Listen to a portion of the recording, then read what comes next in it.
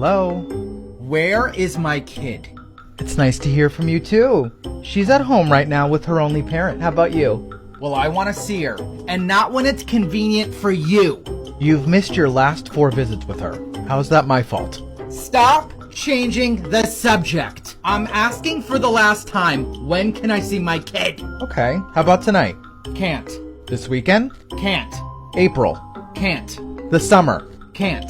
2025? Stop picking times that are just convenient for you. You're always so fucking difficult, bitch! Aw, thanks for taking him off my hand, honey. I know. She does this all the fucking time. I know, she's so fucking difficult. They're meant for each other. You can't keep him from his kid forever, bitch! It's no wonder why he left you. I just made some dinner. You want those leftovers too? All he wants to do is see his kid! Alright, well, I'm gonna go.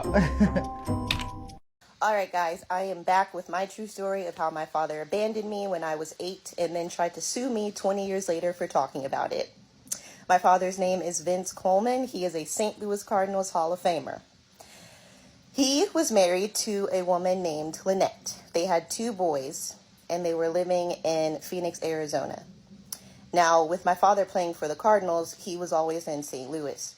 So, while he was on his cheating parade with multiple women, he met my mother, told my mother he was not married, told my mother he didn't have any sort of family, and proceeded to start a relationship with her. She even went to some of his games. They were not married. I came along. When I was born, he was not there at the hospital. He actually didn't meet me until I was 4 months old. So get this, 5 years later, Lynette still has no idea that her husband has a whole child. This is how she found out. My father took me and my 2 older brothers, mind you, this was the first time I ever met my 2 older brothers, on a trip. When we returned from the trip, my 2 older brothers go to Lynette and say, "We have a little sister." Yeah. This caused Lynette to file for divorce from my father. And she then met me and my mother, which my mother profusely apologized to her for what happened. And Lynette and my mother became friends, actually. Lynette told my mom, 1, Vince dishonored our vows, not you. There were many women that he was cheating with. And 2, she told my mother, it's up to us to keep these kids together because Taylor is the boy's little sister and I want her in their lives. He was in my life for a few more years and then started to become distant. He started treating my 2 brothers the same, which, mind you, he had from a marriage that he wanted. One day, I'm asking, why hasn't Dad called? Da-da-da-da-da. My mom kept this from me because she did not want to hurt me. But she called my father one day when I was around 8 years old and said, why aren't you answering Taylor's phone calls? Da-da-da-da. He said, that's your mother-daughter now, and hung up. Never saw my dad again. Okay, so now we're just going to fast forward 20 years. I've been raised by a single mother, built a house, graduated from college. You know, I just went on with my life the best that I could. My mother did as well. One thing that my mother and I always like to do is go back home for baseball games, to go back to Busch Stadium. And we had never been to an opening day game before, so that was on our bucket list. And about 2 years ago now, we went to an opening day game. When we arrived at Busch Stadium, there's a store, there's Cardinal Nation, and there's a big store where you can go and buy all the gear. She asked me if I wanted to go in the store. I said, of course. We go into the store, and I'm looking at some gear. And I bump into a little boy. And it was weird because when I bumped into him, it was almost like I felt like I kind of knew him somehow. But I just was like, oops, sorry. And he goes, oops, sorry. And I remember thinking to myself, he's so cute. Y'all, this was one of the most traumatizing moments of my life. 2 minutes later, I hear a voice behind me. And I knew this voice from the depths of my soul. And I turn around and I see my father walking alongside the little boy that I just bumped into. Immediately, I knew that is my little brother. I froze. I felt like the world stopped spinning. I almost felt dizzy. Immediately, I start searching the store for my mother. Long story short, we go up to him and confront him. For those of you asking me, why haven't you asked him why don't you? I saw him face to face. And long story short, this is what happened. He did not answer my questions. He deflected all of my questions.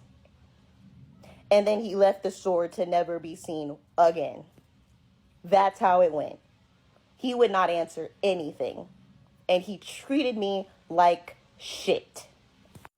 So I'm in tears after he leaves the store, literally shaking. I have never cried this hard in my entire life. And some other things transpired after that, me learning about all this family I had on his side that I didn't even know, because he does not talk to any of his family. My grandpa, his father, recently passed away, didn't even come to the funeral. He didn't come to my brother's wedding, Vincent Jr., didn't even come to his own freaking son's wedding, hasn't met his own grandchild. I'm talking, this man literally has cut off everyone except for the sorry excuse of a stepmother he's married to now named Denise Coleman. I want to make sure y'all all know that name. Denise Coleman. Google it. And the sickest part is his first wife that he had 2 children by took her own life. Do you think he was at the funeral? It's Vince Coleman. What do you expect? So after I have digested all of this and had all of this trauma come to the forefront after so many years of just bottling it up and not talking about it at all. I mean, literally my closest friends, even people I dated, didn't even know who my dad is. I kept it a complete secret because I was ashamed. But the day I saw him in the store changed everything. And I was like, I have so much to say. I've always been artistic and creative. I used to write when I was little. I would write poetry. So I said, I am going to write a book. And this book is going to be for 2 purposes. 1, to help me heal, because it sure as hell did. It made such an impact on my personal healing. And 2, to help others navigate this exact situation of their fathers abandoning them. And I had so many people thank me for my courage to write that book. So I have Cardinals fans reaching out to me, people all over the U.S., doing interviews. It was amazing. And in 3 months after I self-published, I get an email. Not from my father. He didn't even have the balls to reach out himself. It's an email from his lawyer. A cease and desist letter stating that if I do not unpublish my book, not only if I don't unpublish my book, if I don't stop interviewing, if I don't stop talking about it on social media platforms, wanted to completely silence me, he will sue me. I think this proves that I was telling the truth. Because let me tell you something. Only a hit dog hollers. And then on top of that, he then goes, so he can reach out personally to the people who interviewed me, demanding that they take down the interviews because he's ashamed and embarrassed and literally cannot even wrap his head around what's going on right now. So you can reach out personally to these journalists, but you can't reach out to your own daughter. Clearly you have my information, you have my phone number, you have my email, you even have my address.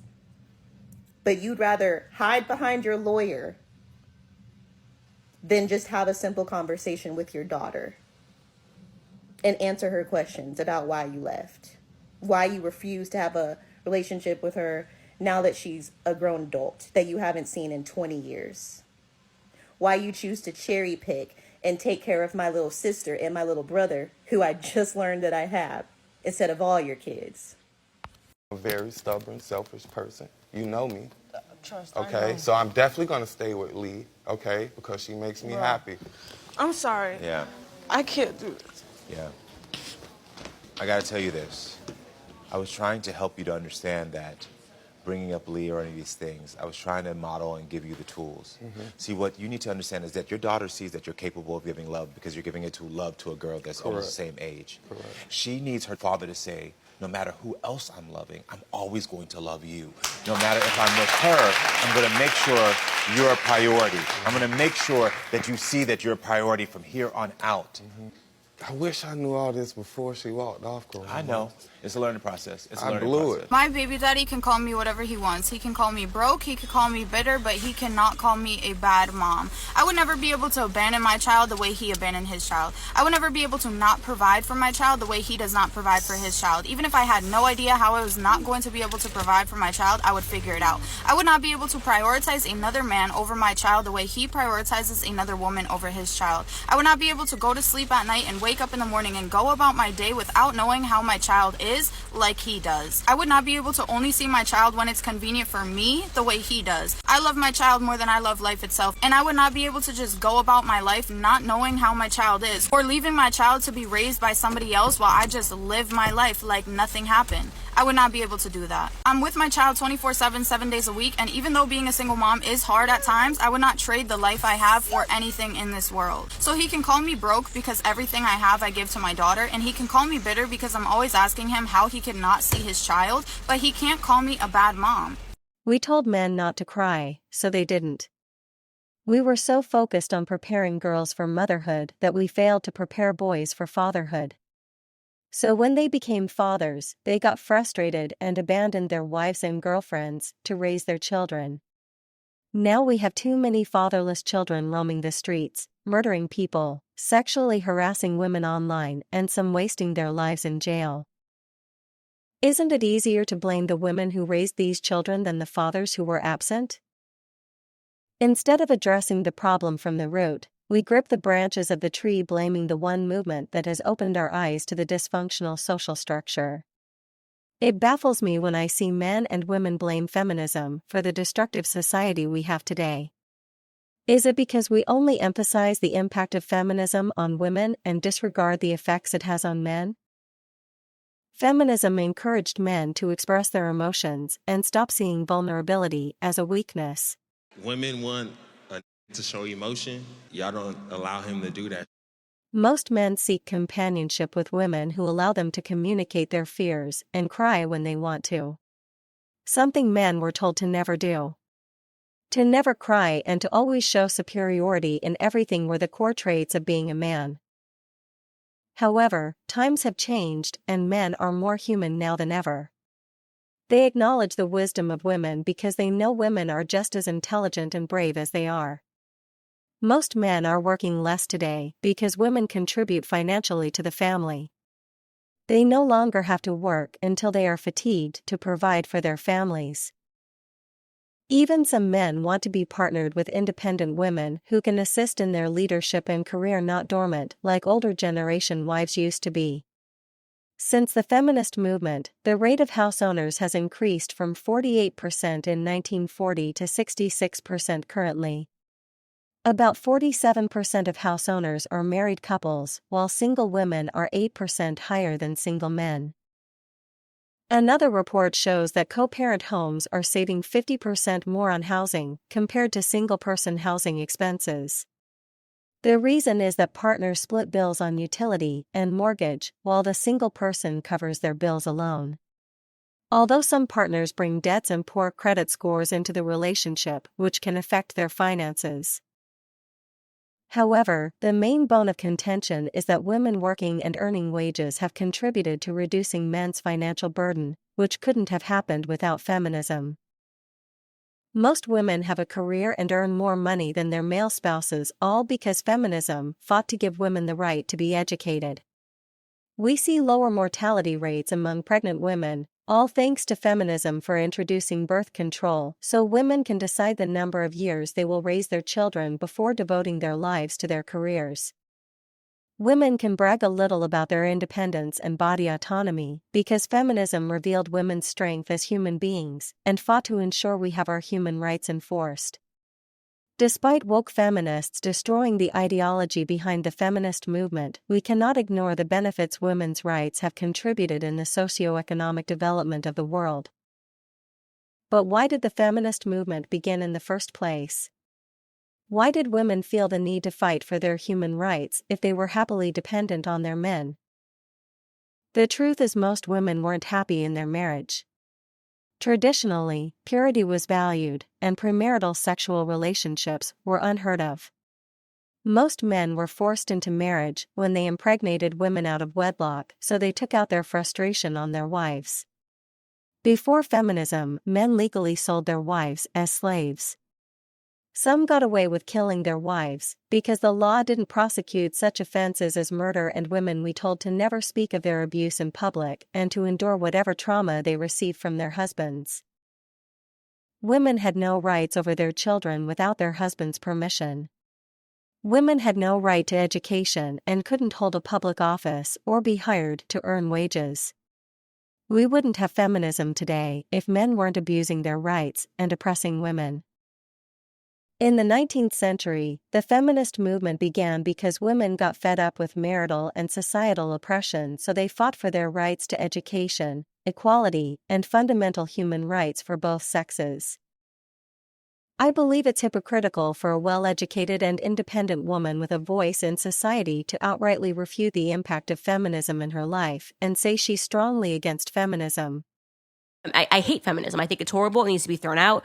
I'm not a feminist. I am one of the proudest non-feminists that there are. Although extreme feminists known as woke feminists are trying to destroy the balance true feminism has achieved, we cannot disregard the Reformation feminism has brought in liberating oppressed men and women. Women now have almost the same rights as men. When I say almost, I refer to the restrictions on body autonomy, disparities in domestic labor, inaccessibility to justice, and freedom of movement and behavior. According to researchers, 44% of women graduated from college, compared to 39% of men who finished college. Women make up 47% of the workforce and 17% earn more than men. While the average woman earns 82 cents of every dollar a man makes, which is 21% more compared to the 61% it was in 1960. In leadership, women's participation in politics increased from 15% to 26%. In some countries, women hold up to 50% of legislative positions. And we have voting rights now. Therefore, no modern woman should say they are better off living like women of the 18th century, a time when women had no independence to make choices that suited them. Since the late 1940s, women increasingly have entered the workforce, prompting many to delay marriage to pursue their careers, further leading them to put off marriage and children completely. However, speaking of feminism being the reason behind the rise of fatherless children, I refute that claim because men were already deadbeats before feminism was established. In fact, it was one of the contributing factors that led to single motherhood. Men were abandoning their families to work internationally, some were sent to fight wars, while some were in castration. However, most of them got fed up with being sole breadwinners and abandoned their families to live with their mistress. Women weren't earning wages, so a lot of families were starving when their husbands left them. This led to the Motherhood Endowment Scheme to enable mothers and children to feed in their husband's absence. The scheme recognized childrearing and housework as work requiring economic reward. With the allowance women were provided, most women didn't feel the need to have their husbands back. Why? Because most men were abusive to their wives. Some women felt liberated when their husbands were away, which encouraged them to fight for more rights to be included in the workforce and be independent. So when you think about it, feminism started because men weren't held unaccountable for their actions. They emotionally and financially abused their wives and children, but were not punished for the offenses. As women got more rights, their choices to be more independent increased. Just as men exercised more independence in patriarchy, women now exercise more rights to their independence and want patriarchy completely abolished. We cannot deny that patriarchy is about the oppression and emancipation of women. Everything about patriarchy is to get women to relinquish their human rights legally and be under the control of men. But who revealed the flaws of patriarchy to women? Men did. If men weren't deadbeats and abusive, women wouldn't need to step up to protect and provide for their children. So if we are to blame anyone for the fatherless nation, it's the government, for encouraging men to be deadbeats, for not holding men accountable, and men, for choosing to abandon their families. Now that I think about it, the baby ain't got my name. I ain't signed no paper. She had the baby in Baltimore. It's not in California, so there's no schoolyard. I'm good. Dead homies. Oh, the dead homies. The bitch played it out so much for herself, selfishly inclined, that she didn't even take into consideration the laws. But damn, I took that DNA test. That's the only thing that might, feel me? It's the only thing that might put me in the back. Also, more women are becoming single mothers because men are choosing to be absent from their children's lives in order to avoid child support and alimony. I do not deny the fact that family law is biased against men. However, men who avoid their responsibilities as fathers outweigh those who get ripped off by women. Statistically speaking, 83% of children live with their mothers. Out of 51% of single mothers who have some sort of child support agreement, only 22% receive child support. While 24% of custodian parents live in poverty, which means custodians receiving child support still struggle to raise their kids. Compared to custodian dads, custodian moms work part-time and earn less than their male counterparts. We raised girls and women to nurture and care for their children, but we didn't raise boys to be fathers, so most men do not believe it's their responsibility to raise their children and perform housework as well. To men, being a provider and protector doesn't include being part of the child's day-to-day activities. They feel entitled to neglect their responsibilities to mothers. Most men deny pregnancies the moment they realize their girlfriend is pregnant to avoid their responsibilities. Currently pregnant again, and I found out how far along I was. I reached out to my ex-boyfriend to let him know that I'm pregnant and everything like that, and that the baby is his. He literally blocked me on every social media, and he texted me and told me that he will talk to me once he get the DNA test, and that he don't want nothing to do with this baby as of now. I am so fed up that why do us moms have to be responsible for everything? But you lay down and made this kid with. Okay, guys, people are tired. They're not falling for it anymore. They're not. In 2021, children raised by single mothers were estimated at 81%. Another study shows that 40% of children were from cohabiting mothers, while 13% were solo mothers. It's ridiculous how we blame single mothers for making their children fatherless when these women are actually victims of the circumstances. However, the rate of fatherless children will be higher now. Abortion is illegal unless men are held accountable to be equally responsible for any pregnancy they are medically proven to be responsible for. Although in 2022, the Unborn Child Support Act was passed to ensure men are responsible for their children from conception, we are yet to see this law enforced. It looks like those consequences are coming around. Kentucky has introduced a bill that would make you pay child support from conception. I know, you don't want to ever pay it, but from conception? Now, just to be crystal fucking clear, this isn't a good thing. They don't care about men being held accountable. They want to create a pathway to fetal personhood, because the sooner they can get fetal personhood, the sooner they can establish a full-out abortion ban. We can't argue that the lack of stigma around unwed mothers contributes to the rise in single motherhood. However, most mothers would rather have a two-parent household if men weren't tucking tails and running. The problem remains that most men like the bachelor's lifestyle more and continue to live like bachelors even after marriage because it enables them to be irresponsible and unaccountable when they get a woman pregnant. Until a decade ago, most deadbeats weren't stigmatized. It was recently that media and psychologists started revealing the implications of fatherless homes that we discovered that most men weren't performing their duties as fathers, and that the majority weren't even in their children's lives. I think it's time we stopped asking why a growing number of children are fatherless and start implementing reforms tailored to make men and women responsible parents. If you like this video and want to support my channel, please like, subscribe and click the bell icon before you leave. See you next time.